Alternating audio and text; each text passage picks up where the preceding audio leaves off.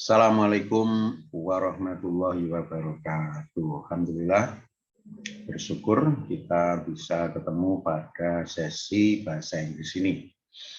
Oke, karena waktunya sangat singkat, supaya juga video tidak membosankan, saya memulai dengan apa yang kita sebut pronoun atau kata ganti. Kemarin saya kira sudah sempat kita bahas ketika sebagian ada di kelas, ya sebagian mungkin juga ada di online. Nah, pagi ini saya coba tayangkan PowerPoint ya terkait dengan pronoun. Oke, yang pertama definisi dulu ya, soal definisi. Oke.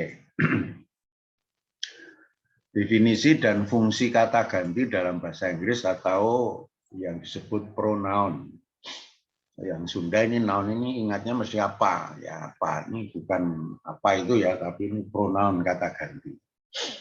Jadi dalam bahasa Inggris yang disebut pronoun adalah materi grammar yang berfungsi sebagai pengganti kata benda.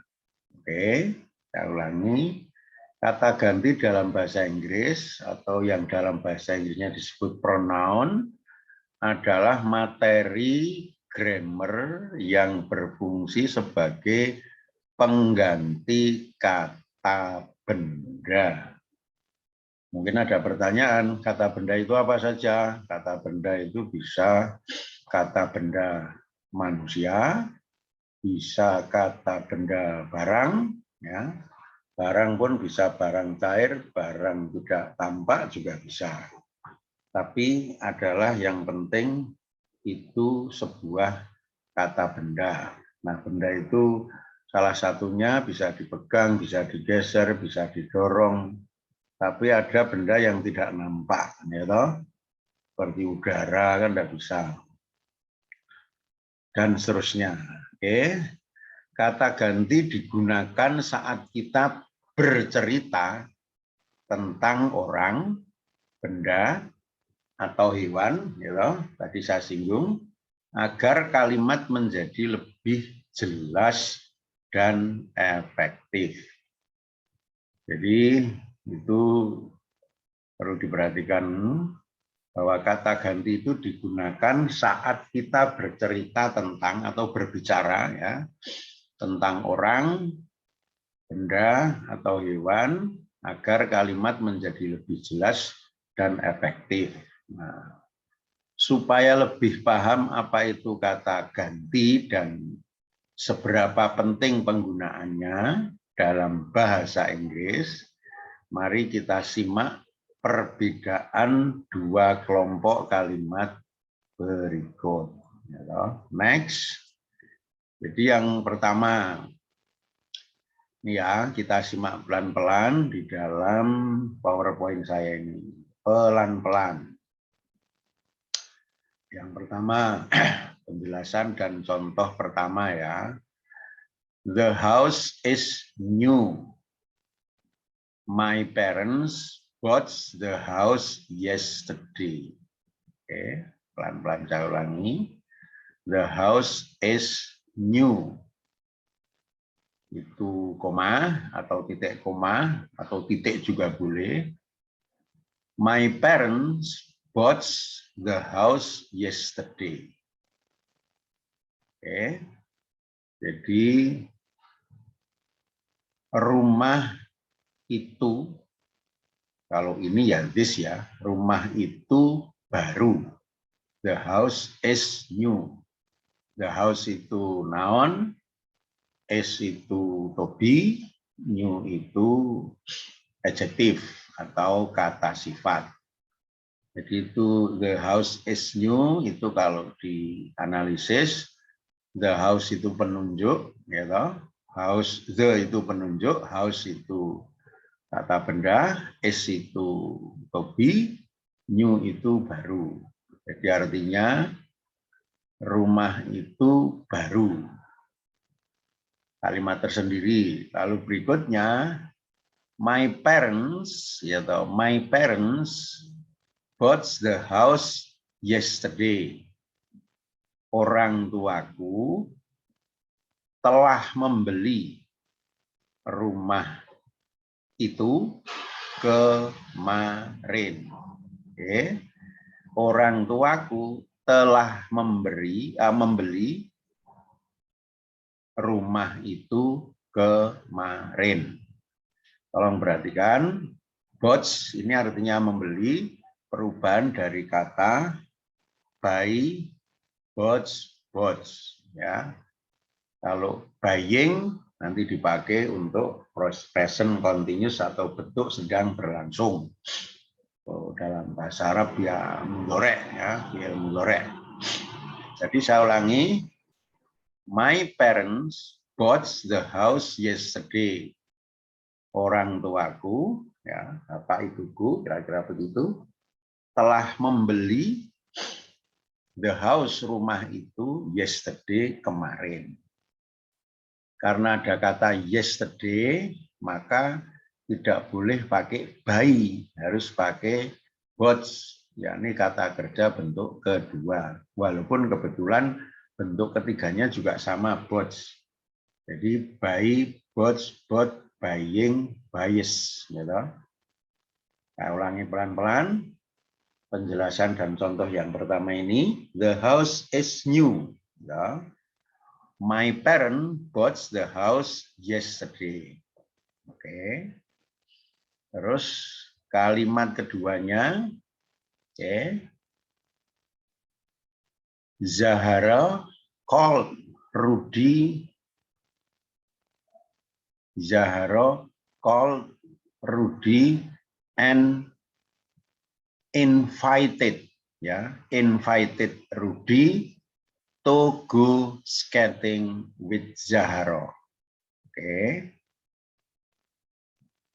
Zahara called Rudy and invited Rudy to go skating with Zahara. Lalu yang ketiga, Susan and Zuro, ya, Susan and Zuro have a puppy. Titik. Susan and Zuro walk Susan's and Zuna's puppy every morning. Oke. Arti boleh kita kesampingkan dulu, tetapi yang penting kita mengerti bahwa bentuk yang pertama ini kalimat yang belum menggunakan kata ganti.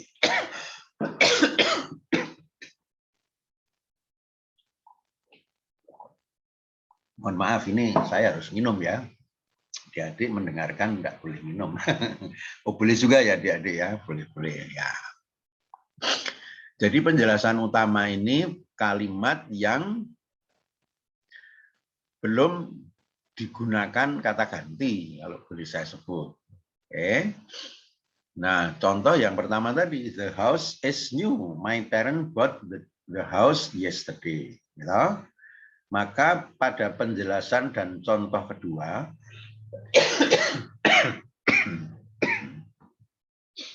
insya Allah saya tidak COVID ya, aman, bismillah. Nah, sudah swab antigen, sudah genus berkali-kali. Oke. Dan kalau lewat komputer daring online, saya kira Anda akan nyampe ke Anda yang mendengarkan. Halo.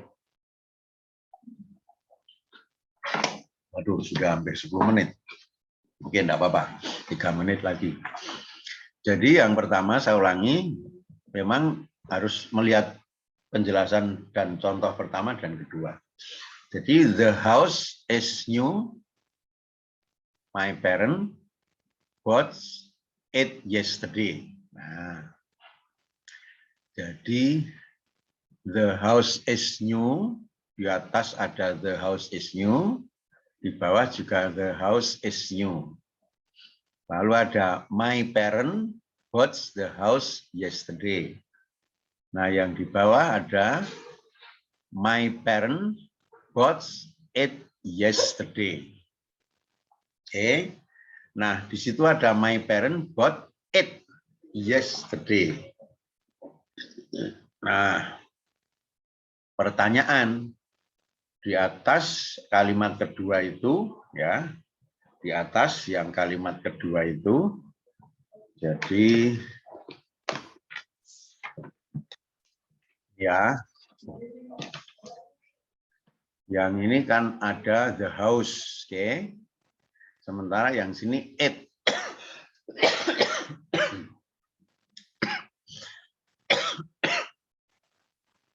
Nah, it inilah yang kemudian kita namakan kata ganti. Mengganti apa? Mengganti house yang di depan ini. Sementara di sini belum diganti, tetap masih utuh. Ini maksudnya yang diperbandingkan terkait dengan kalimat yang pertama dan penjelasannya ini masih belum menggunakan kata ganti. Ya. Kemudian yang kedua, the house is new, my parent bought it yesterday. Ini sudah menggunakan kata ganti. Oke. Oleh karena itu, maka sudah dapat satu penjelasan bahwa house di sini bisa diganti, atau house di sini lebih tepatnya ya. House di sini pada kalimat yang kedua, ya, ini my parent bought it-nya sudah menggunakan it. Jadi sudah menggunakan kata ganti. Oke, the house is new, rumah itu baru. Orang tuaku membelinya, nah ini membelinya kemarinnya itu kembali ke sini. Tapi kalau kita menerjemahkannya dengan kalimat orang tuaku telah membeli rumah baru itu kemarin juga tidak apa-apa. Ya, atau orang tuaku telah membeli rumah itu kemarin. Begitu juga boleh. Oke, saya kira sementara ini penjelasan dua contoh ini yang perlu diperhatikan. Jadi rumah ini, rumah itu baru.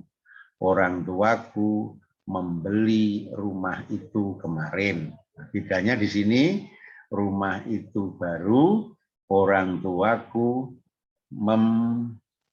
membelinya kemarin. Jadi it-nya ini mengganti the house. Itulah yang kemudian it itu kita namakan kata ganti atau pronoun untuk kata ganti benda, house, bukan orang, ya, tapi barang yang berupa rumah. Saya kira sementara ini supaya tidak membosankan, ya, nanti kita lanjut lagi. Mudah-mudahan bisa diperhatikan dengan baik. Nah, sekarang adik-adik selanjutnya dipersilahkan browsing di internet, buka-buka buku, atau juga membuka buku paket itu, buku gangan itu, silahkan di situ juga sudah ada. Terima kasih, kita ketemu pada waktu berikutnya. Assalamualaikum warahmatullahi wabarakatuh.